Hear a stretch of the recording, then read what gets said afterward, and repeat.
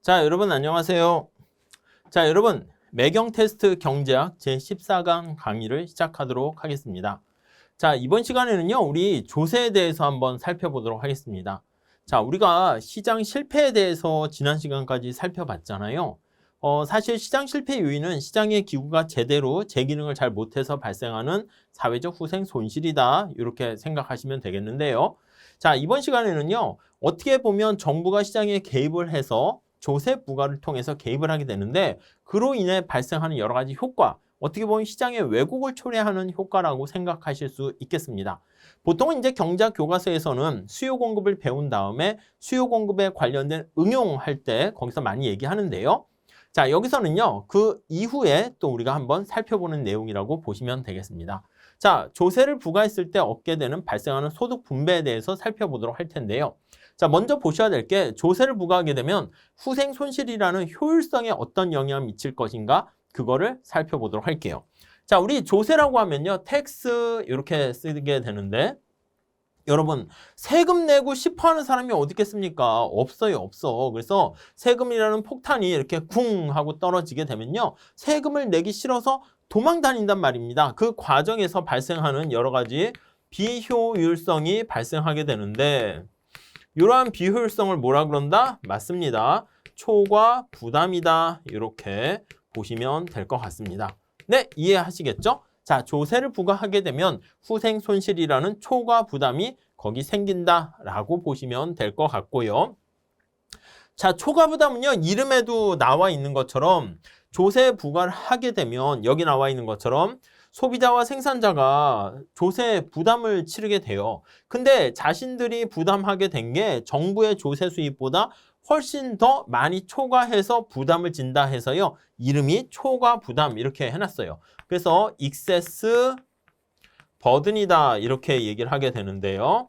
이게 바로 비효율성이다 라고 생각을 하시면 될 것 같습니다. 특히 우리가 살펴볼 거는요, 물품세의 초과 부담에 대해서 우리가 얘기를 진행하려고 합니다. 아셨죠? 자, 우리가 요거를요, 조세에 대한 기본적인 내용을 좀 체크하면서 정리해 보도록 하겠습니다. 자, 우선 조세를 부과하게 되면 효율성 측면에서 비효율성이 발생한다라는 거 우리가 살펴봤고요. 요거와 관련된 초과 부담은요, 좀 이따가 다시 그림으로 우리가 설명드리도록 하겠습니다. 아셨죠? 자, 그리고 우리가 지금 살펴볼 거는 조세를 부과했을 때 효율성 측면에서 얘기하는 것뿐만 아니라 공평성 측면에서 얘기하는 것을 한번 살펴보려고 합니다.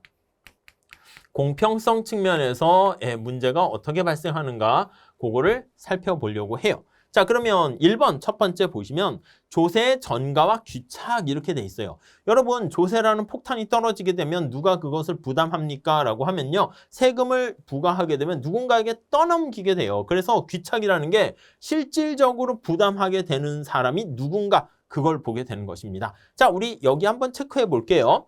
여러분, 법적인 귀착이라는 게 있어요. 법적인 귀착이라는 것은 누가 법적인 측면에서 세금을 부과하는가, 부담하는가 이거예요. 자, 귀착이라는 얘기를 우리가 이제 뭐라고 생각하냐면 부담이다 이렇게 생각을 하시면 될 것 같고요. 조세에 관해서 세금에 대해서 귀착, 부담 누가 지는가 이렇게 보시면 되는데요. 이거는 법에 따른 거니까 우리가 형식적인 측면에서 봤을 때 조세를 부담하는 거 이렇게 생각하시면 되겠어요. 자, 그런데 경제적 귀착이다라고 하면요, 이 경제적 귀착은 실질적으로 누가 부담을 하는가 그거를 나타내는 게 경제적 귀착이다 이렇게 생각을 하시면 되겠습니다. 자, 다시요. 이 귀착이라는 단어가 뭐라고요? 인시던스 해가지고 누가 부담을 지는가 이렇게 보시면 돼요. 그래서 누가 부담을 지는가 이렇게 보시면 될 것 같은데요. 앞에다가 이렇게 경제적 귀착이다 이렇게 얘기를 하게 되면 실질적으로 실제로 그 뜻입니다. 그래서 실질적으로 누가 부담을 하게 되는가 이렇게 얘기를 하게 됩니다. 자, 우리 경제학에서 관심 있는 것은요, 법적인 귀착이라기보다는 경제적 귀착, 실질적 귀착이 좀 더 관심이 있기 때문에 여기에 초점을 맞추려고 해요. 근데 되게 재밌는 거는 뭐냐면 법적으로 누가 세금 내 이렇게 했을지라도 이거 두 개가 실제로 세금 내는 거랑 부담하는 사람이 결과가 달라질 수가 있어요. 그래서 요거 두 개가 결과가 다를 수가 있다라는 것을 알 수 있는데요. 요걸 바로 뭐라고 얘기합니까? 라고 하면은요. 두 개가 달라지는 이유를 조세의 전가 때문이다라는 것을 우리가 알 수가 있습니다. 자, 전가라는 건요. 이게 조세라는 것을 우리가 텍스를 시프팅 해가지고 떠넘긴다는 겁니다. 그래서 이렇게 떠넘기기 때문에 여기 나와 있는 경제적 귀착과 법적 귀착이 차이가 발생한다. 이렇게 정리를 하시면 되겠어요. 아셨죠? 자, 다시 한번 정리합시다. 세금을 누군가에게 떠넘기게 되는 거야. 그래서 법적인 측면에서 부담하는 거랑 실질적으로 부담하는 게 달라질 수 있다라고 생각을 하시면 될 것 같습니다. 자, 이렇게 정리를 하시면 되겠어요. 자, 다시 한번 볼게요. 우리가 텍스를 부과하게 되면은 효율성 측면에서 비효율성이라는 초과 부담이 발생한다. 이거 좀 이따 다시 볼 거고요. 그리고 공평성 측면에서 누가 실질적으로 부담하는가 이게 우리의 관심사가 되는데 여기 나와 있는 형식적, 법적 귀착과 달리 누군가에게 떠넘기게 되는 그런 결과를 초래하게 된다라고 해서요. 이게 조세 부담의 전가와 귀착이다. 이렇게 정리를 하시면 될 것 같습니다. 아셨죠? 이렇게 정리를 하시면 될 것 같고요. 자, 좀 디테일하게요. 조세 부담의 전가에 대한 얘기를 살짝 보도록 할게요. 자, 우선 여러분들 이 그림이 나와 있는데 여기 한번 봐보도록 하겠습니다. 우선 살짝만 보세요. 여기 정부가 세금을 때렸어. 생산자한테 세금을 때렸습니다.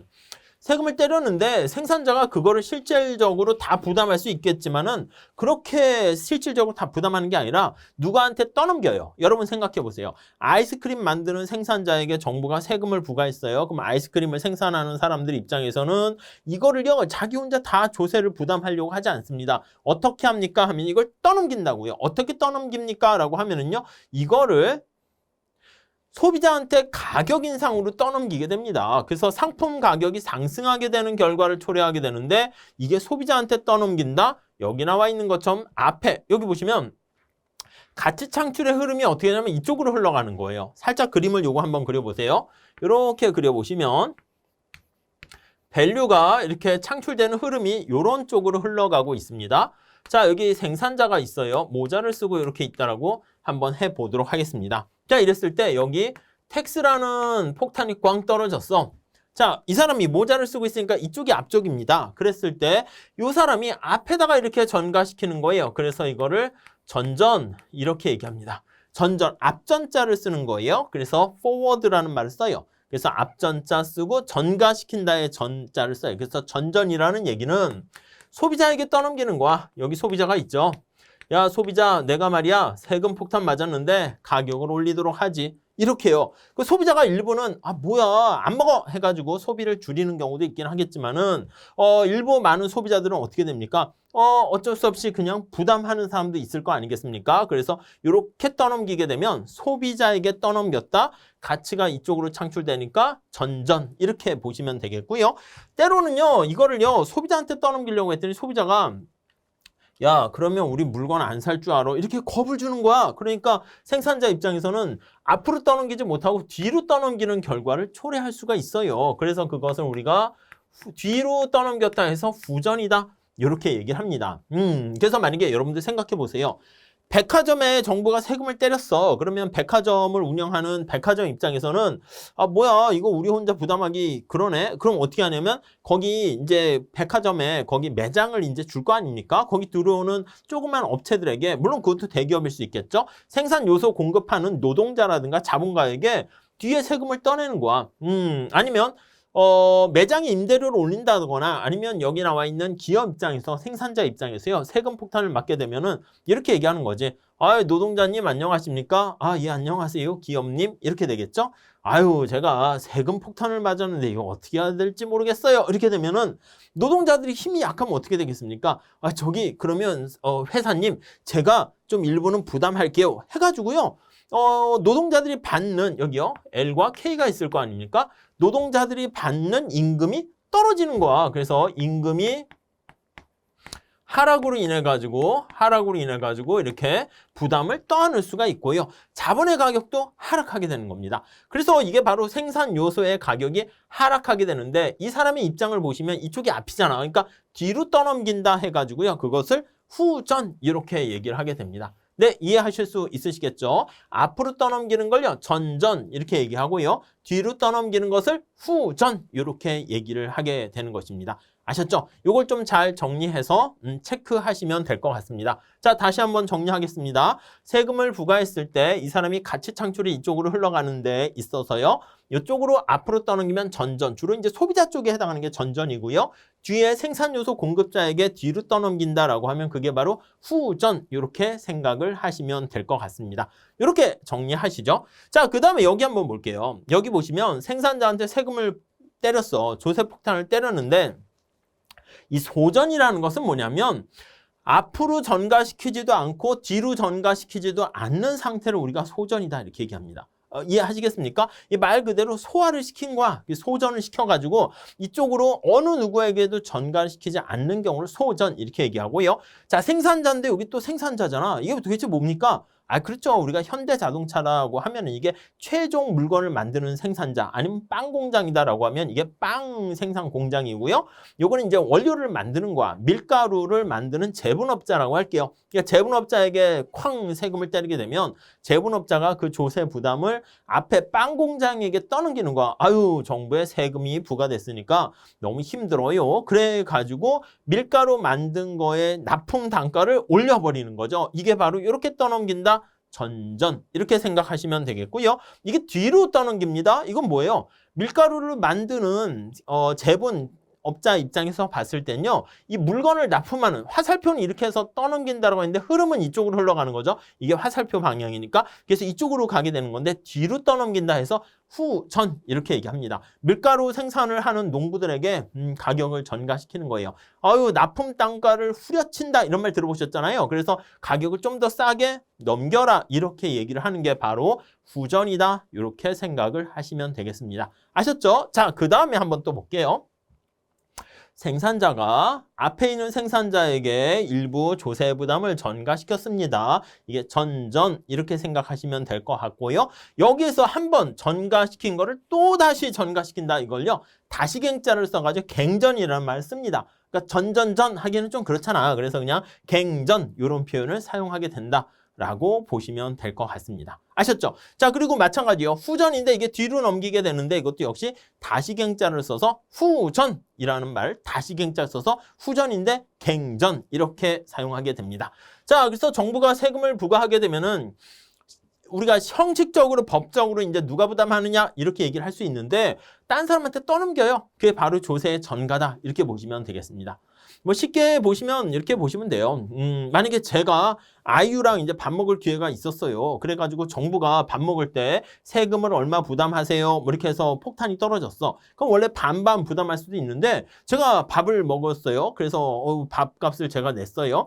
근데 역시 또 커피를 마시려고 하는데 아이유가 커피는 제가 살게요 했는데 제가 뭐라고 그러겠습니까? 아니요, 제가 커피도 사겠습니다. 이렇게 얘기하는 거죠. 그러니까 그 물건에 대해서 만약에 세금이 붙거나 아니면 누군가가 부담을 하세요라고 하게 되면은요. 누가 그것을 부담합니까 했을 때는요. 법적으로 봤을 때는 뭐 기업가랑 기업주, 고용주랑 근로자가 반반씩 부담해 국민연금 같은 경우에는 이제 보통 그런 경우가 많거든요. 그런데 보통 어떻게 되냐면 힘이 약한 사람이 제가 부담할게요 이렇게 된다고. 만약에 뭐 누구라 할까? 어떤 여자분은 뭐 이제 공유 BTS랑 같이 이렇게 뭐 데이트를 하게 됐다고 합시다. 그래서 밥값은 여자가 냈어. 근데 또 커피값을 공유가 내려고 했더니 그 여자분이 제가 낼게요. 오늘은 제가 뭐 이럴 수도 있는 거잖아요. 그러니까 아니면은 공유랑 아유랑 만나면 어떻게 될까요? 그럼 밥값은 공유가 내면 커피값은 뭐 아유가 낼 수도 있고 그렇게 되겠죠. 그러니까 지금 말씀드리고자 하는 것은 누가 더 어떻게 보면 어떤 힘이 세냐 약하냐라는 바게닝 파워에 따라서 조세 부담의 결과가 달라진다. 라고 생각하시면 돼요. 그러니까 이게 조세 폭탄이 떨어졌는데 소비자가 힘이 약하면 물이 위에서 아래로 흐르는 것처럼 소비자한테 그게 떠넘겨지게 되는데 소비자가 좀 힘이 세게 되면은 그러면 생산자 입장에서는 자기가 다 부담하긴 싫은 거니까 소비자한테 떠넘기기는 어렵게 되니까 생산 요소 공급자인 근로자들에게 야, 너 임금 좀 깎아서 좀 받아. 기업도 힘들어. 이렇게 뒤로 떠넘기는 거 알 수가 있겠죠. 만약에 소비자한테 떠넘기려고 했는데 소비자가 해서 호랑이같이 굉장히 힘이 세고요. 뒤로 떠넘기려고 했더니 노동자들도 노조를 구성해가지고 용처럼 막 무섭게 하게 되면 뭐야 해서 자기 스스로가 뭐 이렇게 소화를 시켜서 어느 누구에게도 전가시키지 못한다. 그러면 그게 바로 소전이다. 이렇게 생각을 하시면 되겠습니다. 아셨죠? 자, 우리가 이제 필요한 거는요. 이렇게 전체적인 내용도 있지만 이 그림이 가장 기본적인 거니까 이 그림을 중심으로 해가지고요. 여러분들 좀 잘 체크해 주시기 바랍니다. 자, 우선 여러분 이렇게 생각하시면 좋을 것 같아요. 여러분 세금을 조세를 부과했는데 이게 생산자한테도 세금을 때릴 수 있고요. 소비자한테도 세금을 때릴 수가 있어요. 자, 그래서 텍스를 부과했는데 만약에 생산자에게 부과했다라고 하면 형식적으로 자, 그러면 이게 생산자 입장에서는요. 비용이 증가하는 거 아니겠습니까? 맞아요. 그래서 코스트가 증가하는 걸로 이렇게 생각한다고. 그래서 비용이 증가하는 거예요. 비용이 증가하는 걸로 인식을 합니다. 자, 그러면 비용 곡선과 관련되어 있는 게 어떤 곡선입니까? 그렇죠. 공급 곡선이라고. 그러면 공급 곡선이 상방 이동해요. 이거 아이스크림이라 합시다. 이게 아이스크림의 가격 이렇게 한번 생각을 해봅시다. 아이스크림 이렇게 있어요. 아이스크림 이렇게. 오케이. 여기 보시면 아이스크림 이렇게 있어. 이해되시죠? 자, 그러면 공급 곡선이 이렇게 우상향하는 상태였는데 이게 비용 곡선을 뜻합니다. 공급 곡선이 상방 이동합니다. 이렇게 상방으로 이동을 해요. 네, 이해 가시죠? 자, 그러면 이제 수요 곡선이 여기 이렇게 있는 거야. 수요 곡선이 이렇게 있는 거야. 자, 그러면 여기서부터 0, 1, 점점점점 해서 2 이렇게 되는 겁니다. 자, 우선 첫 번째 다시 한번 생각해 보시면 자, 생산자한테 세금 부과를 했어요. 그러면 비용이 증가하게 되니까 이 결과 공급 곡선이 상방으로 이동한다. 이렇게 정리를 하시면 될 것 같고요. 아셨죠? 자, 그 다음에 만약에 세금을요, 조세를요, 소비자한테도 때릴 수 있다고. 그래서 소비자한테 부과한다 해볼게요. 소비자에게 부과한다고 한번 해봅시다. 소비자한테 부과. 자, 이렇게 되면 어떤 일이 발생할까요? 소비자한테 세금을 부과하게 되면 소비자 입장에서는 내가 아이스크림을 먹으려고 했는데 세금이 거기 들어간 거야. 그러니까 원래는 이제 10% 부가가치세가 붙는 거 생각하시면요. 아니 내가 피자를 먹으려고 하는데 피자에다 10%, 10%의 조세가 부과되는 거야. 그럼 어떻게 됩니까? 맞아요. 부담이 되는 거잖아. 그렇게 되면 소비자의 편익이 감소하는 거죠. 원래 편익이 감소하는 건 아닌데 조세까지 고려한 가격이 올라간다. 그러니까 내가 그만큼은 더 만족을 누려야지 물건을 구입을 할 의사가 있어요. 그러니까 직관적으로 생각할 때는요. 기분이 나쁜 거야. 그래서 편익이, 베네핏이 감소한다 이렇게 생각하시면 되겠어요. 그래서 편익이 감소한다 이렇게 정리를 하시면 될 것 같습니다. 자, 그러면 이거 어떻게 얘기할 수 있습니까? 맞아요. 디맨드 곡선이 하방으로 이동한다 이렇게 정리를 하시면 될 것 같습니다. 네, 이해되시죠? 자, 그러면 여기다가 한번 그림을 그려볼게요. 자, 이 그림은 계산 문제로 좀 나올 가능성이 희박하긴 해요. 그렇지만은 전체적인 내용을 좀 여러분들이 잘 보시고요. 기본적으로 쉬운 문제 할 때는 수요 공급 해가지고 가격이 어떻게 변하는 것도 나올 수는 있으니까 좀 잘 봐주세요. 아셨죠? 자, 아이스크림이 있고요. 자, 공급 곡선이 이렇게 있는데 여기 보세요. 편익이 감소한 거야. 우리 수요 곡선의 의미가 뭐라고 했습니까? 편익 곡선이라고 그랬잖아요. 우리 수요 공급 파트 다시 한번 보세요. 그러면 편익이 감소하게 되니까 얘가 밑으로 이렇게 이동하는 거예요. 편익이 감소하니까 이렇게 수요 곡선이 아래로 이동하는 겁니다. 이렇게 이동을 합니다. 자, 수요 곡선, 공급 곡선이 이렇게 있고 편익이 감소해서 이거 D0라고 할게요. 편익이 감소하니까 수요 곡선이 이렇게 하방으로 이동한다. 이렇게 정리를 하시면 되겠습니다. 자, 그래서 이거랑 사실은 결과는 똑같습니다. 무슨 말씀이냐면 여기 제로점을 찾으면요. 아이스크림을 부과하기 전에 가격이 얼마였습니까? 하면 여기 500원 이렇게 있었어요. 얘도 아이스크림을 부과하기 전에 가격이 500원 이렇게 있었어요. 오케이, 이해됐죠? 자, 정부가 만약에 아이스크림에 대해서 텍스를 100원만큼 부과했다고 합시다. 100원만큼 부과했어. 자, 그러면 소비자가 내는 가격은 어떻게 됩니까? 라고 하면 0, 1. 소비자 가격은 여기에 1에 해당하는 만큼 가격이 이렇게 올라가게 되는 거예요. 그래서 만약에 560원이 되었다라고 합시다. 자, 이거 옆에다 이렇게 쓸게요. P소라고 쓰겠습니다. 자, 다시 한번 정리해 볼게요. 자, 정부가 생산자한테 세금을 때린 거야. 그럼 생산자 입장에서 아까 뭐라고 그랬습니까? 맞아요. 혼자 다 그걸 부담하기가 부담스럽다고 그랬잖아. 그래서 소비자한테 떠넘긴다니까요. 일부 가격을 500원에 거래가 되었었던 거를요, 소비자가 내는 가격을 560원으로 이렇게 정가를 시키는 거예요. 그럼 소비자 입장에서는 가격이 560원으로 비싸지니까 일부 소비자들은 소비를 어떻게 됩니까? 줄인다고. 왜요? 가격이 비싸졌으니까 이렇게 소비량이 이렇게 감소한다고요. 얘가 이렇게 감소한다고요. 이렇게 감소하는 거예요. 그래서 거래량이 Q가 감소하게 되는 것을 알 수가 있어요. 감소하게 되고요. 자, 가격은 여기 나와 있는 것처럼 이렇게 올라가게 되는 거 우리가 확인할 수 있겠죠. 자, 그래서 1점에서 이제 560원으로 소비자가 부담하는 가격이 된다라고 하면은요, 생산자가 수취하는 가격은 여기 나와 있는 것처럼 점점점 해가지고요, 100원의 세금을 부과했으니까 560원을 소비자가 부담을 했죠. 소비자가 냈어요. 그럼 소비자 입장에서는 자기는 60원 더 비싸게 샀으니까 기분은 나쁠 거야. 근데 생산자가 560원 받았어요. 근데 생산자가 어떻게 돼요? 정부한테 100원을 갖다 바쳐야죠. 그러면 560원에서 100원을 뺀 460원이 되네. 그래서 피생 이렇게 되는 거 알 수가 있겠습니다. 그래서 생산자가 수취하는 가격은 여기 있는 것처럼 500에서 460원으로 가격이 하락하게 되는 것을 알 수 있어요. 그래서 생산자가 부담하는 것은 40원. 여기 보시면 이게 40원이죠. 소비자가 부담하는 크기는 여기 있는 것처럼 60원 이렇게 되고요. 요거 두 개를 합한 게 100원 이렇게 나와 있잖아요. 요 100원 이렇게 돼 있으니까 요거 두 개 합한 게 100원 해서 60원, 40원 합한 게 100원 이렇게 생각하시면 될 것 같습니다. 자, 그 다음에요. 만약에 소비자한테 부과했다 할게요. 그럼 소비자가 이제 세금을 부과하게 됐습니다. 부담하게 됐어요. 그러면 아이스크림이 이렇게 판매되는데 소비자가 아이스크림 먹을 때마다 100원 세금을 내야 돼. 그러니까 소비자 입장에서는 그냥 기분이 나빠서 생산자가 어떻게 해요? 거기 왜 뭐라고 부를까요? 학생이라 할까? 거기 학생 왜 아이스크림 안 먹고 그냥 가? 이렇게 되니까 아유 저 아이스크림 먹으면요. 정부가 세금 100원씩 부담하래요. 그래서 아이스크림 안 먹을래요. 일부는 이렇게 해서 고개를 절레절레 흔들고 집에 가는 거야. 생산자가 어떻게 해? 그거를 그냥 막았다가는 매출이 확 감소하겠죠. 그러니까 저기 학생 내가 가격 좀 싸게 해줄게. 예? 얼마나 싸게 해줄 겁니까? 그러게 말이야. 460원으로 싸게 해줄게. 이렇게 얘기하는 거야. 그러니까 생산자가 수취하는 가격은 이게 피생이 뭐냐면 생산자가 수취하는 가격이다 이렇게 보시면 되겠습니다. 생산자가 수취하는 가격은 여기 보시면 이렇게 되는 거 알 수가 있습니다. 이해되시겠죠? 그럼 생산자가 수취하는 가격이 여기에 해당하는 게 되고요. 자, 그러면 어떻게 됩니까? 생산자가 받는 게 460원이야. 그래가지고 생산자가 기분이 나빠가지고 제가 아이스크림 먹으면서 갔더니 아유 학생은 좋겠어. 왜냐면 어제는 500원에 아이스크림을 샀었는데 오늘은 460원이면 에휴 뭐 싸게 샀으니까 좋겠어.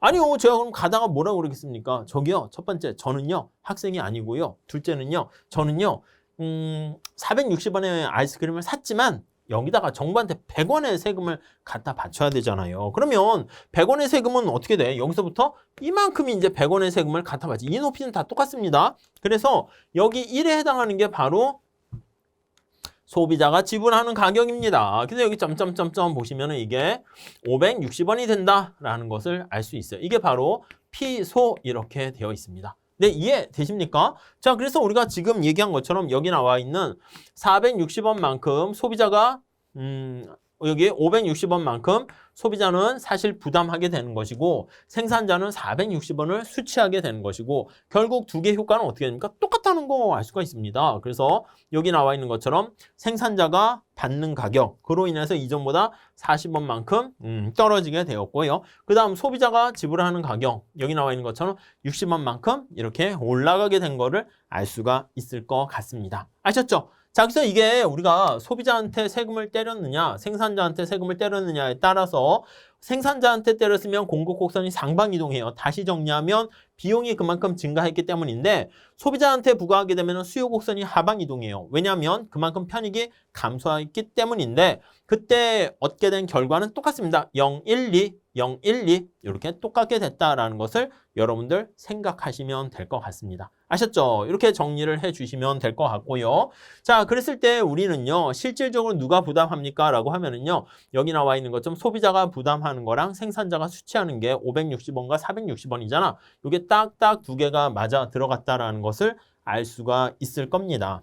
이해가 되시겠죠? 그래서 이렇게 정리를 하시면 될 것 같고요. 자, 우선 여기서 조금 더 들어갈 거예요. 앞에 살짝 내용을 보면서 이 그림 가지고 살짝 더 볼게요. 이쪽으로 와보시죠. 자, 우리가요, 이제 조세를 부과할 때 여기 나와 있는 것처럼 이거는 공급 곡선이 이동했습니다. 자, 그러면 첫 번째 뭘 기억하셔야 되죠? 맞아요. 생산자한테 세금을 때렸다라는 거 생각하시면 되겠고, 원래 이 제로가 가격이었어요. 그래서 Q제로랑 P제로의 가격과 Q제로의 수량이 여기서 딱 결정됐었는데, 여기 나와 있는 것처럼 단위당 세금을 부과해서요, 공급 곡선이 상방 이동했습니다. 그럼 1에 해당하는 점이 이 점이에요. 그럼 가격은 올라갔죠. 소비자가 내는 가격은 올라갔고, 거래량은 좀 줄어들었어요. 가격이 올라갔으니까. 이해되시죠? 그래서 0, 1, 2 이렇게 찾으시면 될 것 같습니다. 여기서 조금 더 들어가셔야 될 거는 바로 뭡니까? 라고 하면은요. 소비자가 부담하는 거랑 생산자가 부담하는 게 서로 달라지게 된다라는 거 생각하시면 될 것 같습니다. 그게 어떻게 되는가? 그거를 살짝 볼게요. 이쪽에서 한번 보도록 할게요. 자, 우리 소비자한테 세금을 때리나 생산자한테 세금을 때리나 지금 살펴봤던 결과는 보면은요. 곡선이 이동하는 건 다르지만 0, 1, 2 그건 똑같기 때문에 어느 걸 이동시켜도 궁극적인 결과는 조세에 전가가 가능하기 때문에 결과는 똑같다라고 생각을 하시면 될 것 같고요. 우리가 지금 살펴볼 거는 우리가 조세를 부과했을 때 비효율성이 발생한다고 그랬잖아요. 그 비효율성에 대한 초과 부담 얘기를 좀 해볼게요. 여기 아이스크림이 있고요. 아이스크림의 가격이 있습니다. 수요 곡선이 있고요. 공급 곡선이 있습니다. 여기 0. 자, 공급 곡선 상방 이동시킬게요. 텍스를 부과한 이후에 공급 곡선이 상방 이동했습니다. 그러면 1이 여기고요. 2가 점점점점해서 여기 이렇게 된 거 확인할 수가 있겠네요. 자, 그러면 점점점점 여기다 보조선을 한번 그려보도록 하겠습니다. 점점점점 이렇게요. 오케이, 잘 됐죠? 자, 여기 모자이크 처리해서 공간을 이렇게 표시를 할게요. 여기가 A고요. 여기가 B고요. 여기가 C고요. D고요. 여기가 E고요. 여기가 F 이렇게 돼 있다라고 한번 생각을 해봅시다. 자, 우리 조세부가 전에 소비자 잉여와 생산자 잉여는 어떻게 되나 한번 볼게요. before 해가지고요. 조세가 부과되기 전에 소비자 잉여는 어떻게 됩니까? 하면은 소비자 잉여가 어떻게 됩니까? 자, 여러분 우리 소비자 잉여는요. 살짝 이렇게 보시면 이렇게 수요 공급 곡선이 있잖아요. 그럼 이제 여기 균형 가격이 형성되었는데 소비자 가격은 이게 바로 소비자 가격과 생산자 가격이 일치하는 거잖아요. 소비자가 최대한 지불하려고 하는 금액에서 실제 지불한 가격이 요만큼이니까 요 차이만큼은 우리가 소비자 잉여다 이렇게 얘기를 할 수가 있고요. 생산자 측면에서 어떻게 됩니까? 맞아요. 이게 바로 생산자 잉여라고. 생산자가 최소한 받고자 하는 금액이 이건데 실제 받은 금액이 이만큼이 되는 거니까 이게 바로 생산자 잉여 이렇게 됩니다. 이거 잘 체크해 두세요. 아셨죠? 자, 그러면 여기가 제로가 균형점이다라고 하면 소비자 잉여는 A, B, E 이렇게 되는 거 알 수가 있어요. A, B, E. 자, 생산자 잉여 한번 체크해 보도록 할게요. 생산자 잉여는 여기 나와 있는 것처럼 요거예요. C, D, F라는 거 우리가 확인할 수 있습니다. C, D, F 이렇게 되는 거 확인할 수 있어요. 자, 그러면 전체적인 총 잉여는 어떻게 됩니까? 라고 하면 A, B, C, D, E, F 이렇게 되는 거 확인할 수가 있겠죠. 자, 이해되시죠? 여기가 before 이렇게 돼 있습니다. 자, 근데 만약에 여기다 조세를 부과해서요. 소비자가 내는 가격이 올라갔어. 그래서 이게 P소라고 쓸게요. 자, 그러면 이만큼 올라갔고요. 생산자가 받는 가격이 이렇게 떨어진다니까 P생이라고 쓸게요. 자, 그러면 소비자 입장에서는 이렇게 가격이 올라가니까 소비자 잉여는 어떻게 돼요? A로 줄어드는 거 아시죠? 이게 가격이 올라갔어. 원래 이게 A, B, E가 소비자 잉여였었는데 이렇게 위에 이게 이렇게 가격이 올라가니까 A로 소비자 잉여가 줄어들게 되는 것을 우리가 확인할 수 있고요. 생산자 잉여는 어떻게 됩니까? 하면 소비자한테 이만큼을 받았잖아. B, C, D만큼을 받았단 말이야. 근데 문제는 뭐냐면 정부한테 갖다 바쳐야 됩니다. 그래서 생산자 잉여는 어떻게 됩니까? 하면 이만큼 생산자 잉여가 됐는데 정부의 조세 수입이 어떻게 되냐면 지금 살펴본 것처럼 여기요. 색깔을 이걸로 합시다. 단위당 이만큼의 조세 수입이고 거래량이 이거니까 B와 C만큼의 면적이 바로 생산자가 생산자가 얻게 된 잉여가 이만큼인데 생산자가 정부한테 갖다 바쳐서 부담하게 되는 부분 B와 C만큼이 정부의 조세 수입이야. 그러니까 생산자 잉여는 D만큼만 된다라는 거 알 수가 있습니다. 이렇게요. 자, 그리고 어디 갔어요? 정부의 조세 수입이 하나 또 이렇게 있는 거지. 정부의 조세 수입은 어떻게 됩니까? 하면은 원래 이전엔 아예 조세 수입이 없었거든. 근데 여기서는 B와 C만큼이 정부의 조세 수입으로 오게 된다. 이렇게 정리를 하시면 되겠습니다. 자, 그래서 다시 한번 정리해 봅시다. 소비자 잉여는 A, B, E에서 A로 이렇게 줄어들게 되었고요. 소비자 잉여의 감소 크기는 얼마나 됩니까? 라고 하면 이 B, E만큼이 감소하게 됐다는 거 알 수가 있습니다. 자, 그 다음 생산자 잉여가 C, D, F인데 D로 이렇게 줄어들게 됐습니다. 그래서 생산자 잉여는 여기 나와 있는 것처럼 이렇게 돼가지고 이렇게 된 거 우리가 알 수가 있겠죠. C와 F만큼으로 가게 되는 거 확인할 수가 이렇게 있겠습니다. 오케이, 이해가 되셨죠? 자, 그러니까 D만큼이 됐고, 근데 정부의 조세 수입은 어떻게 했다고요? B와 C만큼이 정부의 조세 수입으로 가게 되는 겁니다. 그럼 중간에 여기 나와 있는 것처럼 E와 F만큼이 날아가게 되는 거 알 수 있어요. 그래서 E와 F만큼이 날아가요. 소비자 잉여의 일정 부분만큼이 날아가게 되고 생산자 잉여의 일정 부분이 날아가게 되는데 이걸 바로 뭐라 그럽니까? 라고 하면은 조세 부과로 인한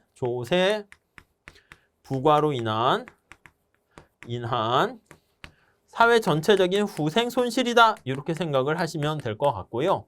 이 후생 손실을 뭐라 그런다? 맞습니다. 데드 웨인 로스다. 이렇게 얘기합니다. 이걸 바로 뭐라고 그런다고요? 같은 말이에요. 익세스 버든이다. 이렇게 보시면 될 것 같습니다. 자, 요거 용어들 다 같은 말이니까 여러분들 체크해서 정리해 두시면 되고 이걸 하버거 삼각형 이렇게 표현을 하게 되는 것이죠. 아셨죠? 자, 그래서 다시 정리하면 소비자 잉여 감소분은 B, E만큼인데 생산자 잉여 감소분은 C, F만큼이에요. B, E만큼이 소비자 잉여 감소분, 생산자 잉여 감소분은 이만큼인데 거기서 B, C만큼은 생산자가 가져가게 되는 것이고 요 삼각형 면적이 사회적 후생 손실이다. 이렇게 정리를 하시면 될 것 같습니다. 아셨죠? 이렇게 체크해서요. 요 면적까지 여러분들 잘 생각해서 봐주셨으면 좋겠습니다. 자, 그 다음에 이제 물품세 부담과 관련된 귀착 이렇게 나와 있는데 지금 이 얘기를 하려고 하는 겁니다. 그래서 누구한테 귀착되는가 그걸 나타내는 건데 이게 소비자가 이만큼 부담하고 생산자가 이만큼 부담하는 거 알 수가 있죠. 그래서 이제 약간 떠넘기는 것을 얘기하고 있습니다. 여러분 요거 한번 생각을 해볼게요. 자, 만약에요. 요걸 기본으로 한번 생각해 두시고요. 요거는 조그맣게 그릴게요. 우리 누가 더 많이 부담을 하게 되는가 그걸 얘기할 건데요. 수요 곡선이 이렇게 있고요. 공급 곡선이 이렇게 있고 공급 곡선이 상방 이동해서 이렇게 있어서 여기가 0, 1, 점점점 여기가 2 이렇게 있습니다. 네, 여기까지 이해되셨죠? 그래서 여기 쭉 연결하게 되면 소비자가 부담하는 거, 생산자가 부담하는 거 이런 것들 우리가 확인할 수가 있게 되겠습니다. 자, 이런 상태에서 만약에 여러분 수요 곡선의 기울기가 가파를 때랑 완만할 때는 어떻게 되는가 한번 볼게요. 자, 공급 곡선은 그대로 이렇게 있고요. 자, 그림을 좀 크게 그려봅시다. 되셨죠? 자, 공급 곡선이 이렇게 있어요. 공급 곡선. 세금을 부과했습니다. 공급 곡선 상방 이동했습니다. 지금 누구한테 조세 부과했다고? 맞아요. 생산자에게 세금을 때렸습니다. 자, 그때 수요 곡선이 이렇게 가파른 경우 있다고 할게요. 가파른 경우. 그리고 수요 곡선이 좀 완만한 경우도 생각을 해볼게요. D 완만한 경우 이렇게 되어 있습니다. 자, 만약에 이게 아이스크림 Q라고 하면은 0, 1, 2 찾아볼게요. 여기가 0인데 완만한 경우는 1이 어디 찍힙니까? 1이 바로 소비자가 내는 가격이에요. 잘 체크해서 그려보세요. 1, 2가 어떻게 됩니까? 여기가 2 이렇게 되는 거 알 수 있어요. 자, 그래서 점점점점점 그림을 그리게 되면 점점점점점 그림을 그리게 되면 자, 여기 0은 점점점점점 이렇게 해서 여기가 500원이라 할게요. 500원 이렇게 있는데 자, 생산자가 수취하게 되는 가격은 어떻게 되냐면 뭐 일부러 아까랑 비슷하게 했어요. 2가 생산자가 수취하는 건데 460원이고 소비자가 부담하는 가격은 560원이고 이렇게 됐다고 합시다.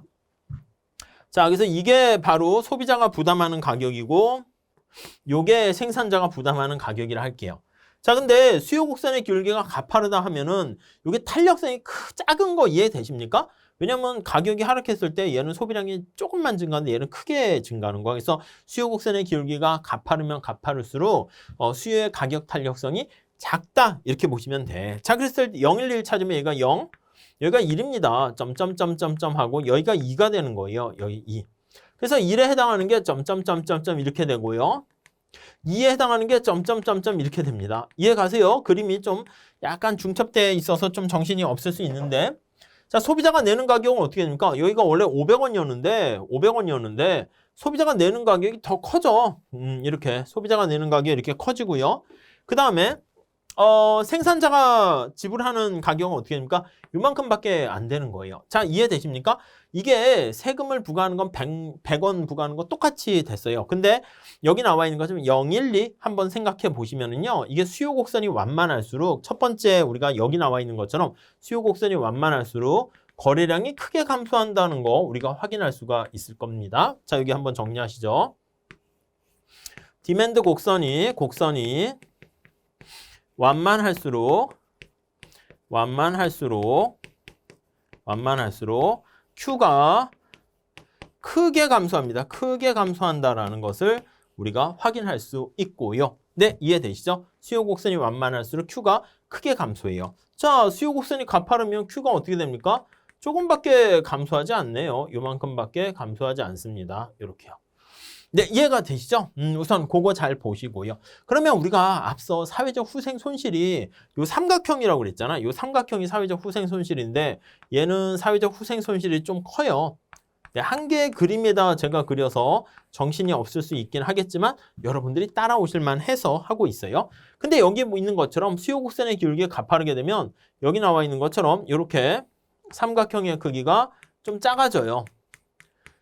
우리가 이 높이는 지금 똑같다는 거 아시죠? 삼각형. 이 옆에 거리가 중요한 건데 얘가 쬐끔 감소했으니까 얘는 사회적 후생 손실 초과 부담 작고 노란 색깔은 크다는 걸 알 수 있어요. 자, 그래서 첫 번째 보셔야 될 거는 수요 곡선의 기울기가 완만할수록 이게 탄력성이 클수록이에요. 탄력성이 클수록 이 뜻이죠. 자, 우리 클수록. 자, 우리 그 수요의 가격 탄력성 한번 보시면 기울기의 역수다 암기하지 마시고 내용 좀 보시면 좋겠습니다. 크게 감소해. 이게 크게 감소하면은 그 결과 초과 부담이라고 그랬습니다. excess burden이라고 앞에 그랬어요. 초과 부담이 크다라는 것을 우리가 확인할 수가 있습니다. 아셨죠? 만약에 이게 수요 곡선의 수직이면 어떻게 될까? 수직이면 삼각형이 없어지겠죠. 거래량 감소가 없으니까 초과 부담도 없을 겁니다. 자, 그리고 이제 또 하나 더 볼게요. 소비자가 내는 부담도 어떻게 됩니까? 여기 보시면 수요 곡선이 가파르면 수요의 가격 탄력성이 작은 거야. 탄력성이 작다는 건 소비자가 힘이 약하다는 겁니다. 그래서 소비자 부담하는 크기가 보라 색깔이야. 여기 핑크 색깔보다 이 퍼플 색깔이 훨씬 더 크잖아. 그리고 생산자가 부담하는 게 여기 우하향하는 빨강, 핑크 색깔일 경우에는 생산자가 부담하는 게 요건데 여기 가파르게 되면 생산자가 부담하는 게 요만큼이잖아요. 그렇기 때문에 생산자가 부담하는 크기는 여기 나와 있는 것처럼 훨씬 더 작아진다라는 거 알 수가 있습니다. 네, 이해하실 수 있으시겠죠? 자, 그러면 다시 한번 정리해 볼게요. 자, 수요 곡선이 완만할수록 이거는 탄력적일수록이에요. 초과 부담의 크기는 더욱더 커지고요. 소비자가 힘이 센 거예요. 자, 여기 소비자가 탄력성이 크게 되면 소비자가 힘이 세 이렇게 얘기할 수 있어요. 힘이 세 이렇게. 힘이 세게 되면 어떻게 된다? 맞아요. 소비자의 부담은 작아진다. 이렇게 보시면 될 것 같습니다. 작아져. 이렇게 정리를 하시면 될 것 같습니다. 아셨죠? 여기까지 체크 정리하시면 오케이 될 것 같습니다. 이게 이제 물품세 부담과 관련된 귀착 얘기라고 생각하시면 되겠어요. 자, 그 다음에 우리가 좀 보셔야 될 게 이제 소득 분배 관련된 얘기를 좀 보셔야 돼요. 자, 우리가 이제 지금 소득 분배의 어떤 상태가 불평등이 얼마나 불평등한가 그런 것들을 좀 보셔야 되는데요. 우리가 이제 많이 들어봤죠. 소득이 불평등하고 빈익빈 부익부 양극화가 심해진다 그런 얘기를 많이 들었는데 그 얘기 그러면 얼마나 불평등한데 그거를 우리가 체크하려고 합니다. 먼저 첫 번째 보시는 게 로렌츠 곡선과 지니 계수예요. 여기 한번 볼게요. 수평축은 이제 사람의 비율을 나타내고요. 수직축은 누적 소득을 나타낸다. 이렇게 생각하시면 되겠습니다. 그래서 전체 100원을 가지고 100명이 나눠 갖는다고 할게요. 여러분 여기 완전 평등성 나와 있는데 이거 한번 생각해 보세요. 자, 100명의 사람이 있는데 100원을 나눠 갖는다고 할게요. 모든 사람이 완전 균등하다라고 할게요. 그러면 여기 대각선이 이렇게 있습니다. 오케이, 이해되시죠? 자, 그러면 만약에 40명의 사람이 있으면 100명의 사람이 100원을 놀아가지면 완전 균등인 경우에는 어떻게 될까요? 모든 사람이 다 1원씩 갖고 있는 거야. 그래서 40명의 사람은요, 여기 나와 있는 것처럼 이렇게 40원을 놀아갖게 되는 것이고요. 50명의 사람은요, 50원을 놀아갖게 되는 것이고요. 이렇게 똑같이 되는 거 알 수가 있어요. 50명의 사람은 50원을 놀아갖게 되고, 이게 바로 어떻게 돼요? 완전하게 균등되어 있는 경우죠. 여러분 한번 생각해 보세요. 완전 불균등한 상태는 어떻게 되나 한번 생각해 볼까요? 뭐 이제 어떤 옛날에 왕국같이 뭐 북한 생각해 볼게요. 예를 들어서 김정은이 모든 걸 다 독식하고 있다라고 한번 생각을 해봅시다. 자, 그러면 나머지 주민들은 다 거지예요. 그래서 40명의 사람, 여기서 가난한 사람으로부터 이렇게 쭉 나열하는 겁니다. 40명의 사람이 있는데, 자, 돈 내세요 이렇게 물어봤어. 그러니까 다 거지야. 돈이 없어. 50명의 사람 다 돈이 없어. 100명 사람 99명까지 갔는데 돈이 하나도 없어. 근데 마지막 한 명 남았어. 저기 김정은이 이렇게 뚱뚱하게 있어요. 너 얼마 있어? 주머니 열어봐. 했더니 걔가 100원 다 가지고 있어. 그러면 모양이 이렇게 되는 거 아니겠습니까? 자, 그래서 우리가 이게 완전 불평등한 상황에서는, 이게 바로 불균등한 상황에서는 여기 나와 있는 것처럼 핑크 색깔 같이 이런 모양이 될 거고요. 이 파란 색깔은 완전하게 균등하게 되는 상태다. 이렇게 생각을 하시면 될 것 같습니다. 이해하시겠죠? 자, 그래서 일반적으로 여기 노란 색깔 이렇게 있고요. 그 다음에 여기 하얀 색깔이 이렇게 있으면, 자, 이걸 우리가 로렌츠 곡선이라고 얘기합니다. 그래서 이렇게 로렌츠 곡선이다라고 하면 지금 얘기한 것처럼 주의하셔야 될 게 누적 소득과 누적 금액 있잖아요. 누적 수평축에는 소득을 놓고 소득과 누적된 금액이에요. 누적된 금액입니다. 금액을 통해 가지고 금액으로 나타낸 불평등과 관련된 불평등을 나타내는 곡선이에요. 나타낸 곡선, 이렇게 생각을 하시면 될 것 같은데요. 자, 이때 여러분들 체크해 보셔야 될 게 뭐가 있습니까 하면 누적소득, 누적금액 이렇게 돼 있는데, 이게 여기 보시면 파랑, 노랑, 하양, 빨강 이 중에서 어디가 가장 불평등이 심합니까? 왜 여기요? 완전 불균등, 이쪽으로 갈수록 불평등이 심하고 1, 2 갈수록 우리가 평등하다라는 것을 알 수가 있어요. 우선 이해되시죠? 자, 그런데 여기서는 어떤 게 불평등하고 평등한가를 이렇게 곡선을 가지고 나타내고 있는데요. 요거 이해되셨죠? 자, 그런데 이게 순서를 나타내기는 좀 좋아요. 순서 비교에는 좋아요. 비교에는 오케이. 이걸 서수적이라는 말을 씁니다. 서수적인 비교에는 굉장히 유용하다. 이렇게 얘기하는데 문제는 뭐가 됩니까? 라고 하면 순서까지는 오케이야. 그런데 but 이게 교차가 되면 이제 판단하기가 어렵습니다. 교차 시 판단이 어려워. 이렇게 얘기할 수 있어요. 판단이 어려워. 이렇게요. 네, 이해하시겠습니까? 알듯 말듯 하죠? 그림을 한번 그려보세요. 그림을 한번 그려보시면 대각선이 완전 균등한 상태인데요. 여기요. 노란 색깔이 이렇게 있고요. 그 다음에 핑크 색깔이 이렇게 있습니다. 여러분, 대각선에 가까울수록 우리가 평등하다고 얘기했는데 여기 교차되기 전까지는 노랑과 핑크 색깔 중에 어느 게 더 평등해요? 핑크 색깔이 평등하다고, 노랑이 불평등하다고. 근데 교차된 부분 지나가게 되면 핑크 색깔이 이제 불평등해진다라는 것을 알 수가 있습니다. 네, 이해하시겠습니까? 자, 그래서 교차가 되게 되면은 로렌츠 곡선 같은 경우에는 나름대로 심플하게 볼 수 있는데 판단이 어려운 측면이 있어요. 그래서 뭔가 대안이 없을까 해서 등장하게 된 게 바로 진위계수다라고 보시면 되겠습니다. 진위계수는요, 우리가 면적으로 표현을 하게 되는 겁니다. 자, 그래서 이쪽에다 한번 볼게요. 진위계수는 로렌츠 곡선이 이렇게 있잖아요. 로렌츠 곡선이 이렇게 있어요. 이렇게 있으면 여기를 B라고 하고 여기를 A라고 할게요. 자, 그러면 B라는 게 이게 원 모양의 활 모양의 호가 되는 거잖아. 그래서 이 진위계수는요, G라고 이렇게 쓰는데 얘는 전체 A 플러스 B분의 B가 차지하는 비율이 어떻게 되는가, 그거를 나타내는 거다라고 생각을 하시면 될 것 같습니다. 이게 바로 진위계수다. 이렇게 정리를 하시면 될 것 같아요. 아셨죠? 자, 그래서 다시 한번 정리해 볼게요. 자, 교차가 되는 경우에 판단이 어렵기 때문에 진위계수로 이렇게 나타내게 되면 면적으로 표현을 할 수가 있게 되는데, 그때 여기 나와 있는 것처럼 이 B가 차지하는 면적이 얼마나 크냐, 작냐, 그걸 나타낸다 라고 보시면 되겠어요. 자, 그러면 우리가 진위계수가 완전 균등인 경우에는 값이 어떻게 될까요? 완전 균등인 경우, 완균인 경우. 자, 그럼 완전 균등일 때는 얘가 여기 나와 있는 로렌츠 곡선의 호가 이렇게 달라붙는다고 했잖아. 베타가 B가 제로가 되는 거 이해 가십니까? 그래서 B가 제로이므로 그럼 진위계수는 어떻게 돼? B가 제로니까 A분의 제로 해서 진위계수는 빵 이렇게 됩니다. 자, 만약에 완전하게 불균등하다 이렇게 합시다. 불균등. 완전하게 불균등인 경우 한번 생각을 해보시면 자, 진위계수는 완전하게 불균등하면 얘가 이 끝에 이런 식으로 되는 거 우리가 확인할 수가 있어요. 그러면 얘가 끝으로 이렇게 가버리게 되는 거잖아요. 그러면 A가 제로인 거 이해되십니까? 그러면 A가 제로가 되는 것을 확인할 수 있어요. 그럼 진위계수는 어떻게 됩니까? 하면 A가 제로가 되면 B분의 B 하니까 진위계수는 1 이렇게 된다라는 거 우리가 체크할 수 있어요.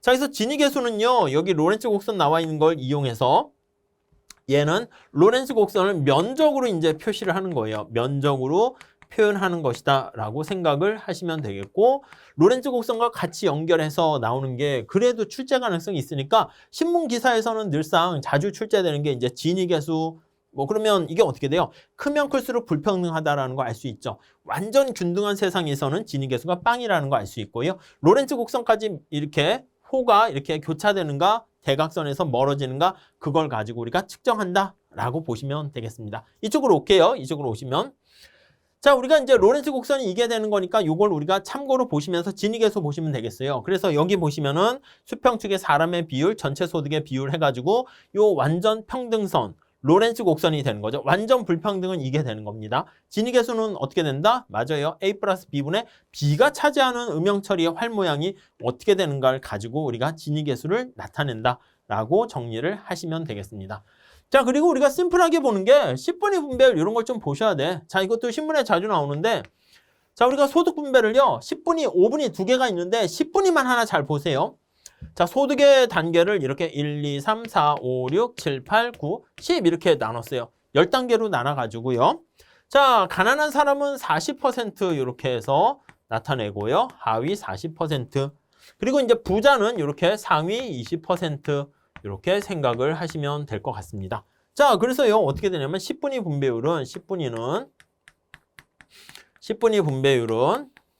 하위 40%를 상위 20%로 이렇게 나눠주는 게 바로 10분위 분배율이다. 이렇게 보시면 돼요. 자, 이게 헷갈리시는 게 뭐냐면 상하 중에 어느 게 위에 있나 그걸 잘 보셔야 돼요. 가난한 사람 위에 있고요. 가난한 사람은 40% 좀 가난하니까 뭔가 비교하려면 소득을 좀 더 많이 좀 부풀려서 좀 얘기하려고 합니다. 이게 원칙이 있습니까? 아니요. 그냥 뭐 이렇게 그냥 한 거예요. 그리고 상위 20% 이렇게 해서요. 자, 완전 균등인 상태는 어떻게 됩니까? 완전 균등인 상태에서는 여기 나와 있는 것처럼 모든 사람이 다 똑같으니까 상하가 의미 없어. 20분의 40 이렇게 될 거예요. 20분의 40 해가지고 2 이렇게 될 것이고요. 자, 완전하게 불균등한 상태다 이렇게 되면은 여러분 가난한 사람은 하나도 돈이 없고요. 부자가 모든 걸 다 갖고 있는 거야. 그 20%의 상위가 모든 걸 100만큼 다 갖고 있으면 어떻게 됩니까?